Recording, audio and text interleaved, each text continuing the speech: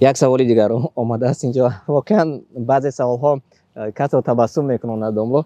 به هر حال سوال است و نیاز مردم است.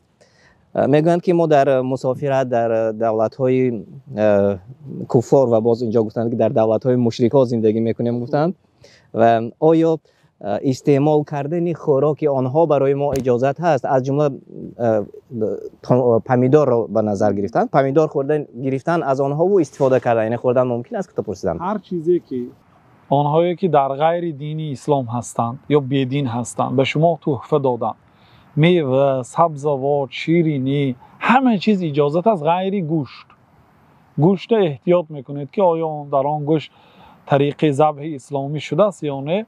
بنابراین از گوشت آنها پرهیز کنید. باقی مانده چیزهایی که تحفه کردن مادامی که حلال است، مادامی که مواد مخدر نیست، مشروبات اسپریتی نیست، گرید استفاده بردن، گرید هدیه آنها را قبول کردن اجازت است. ماشاءالله خیلی خوب.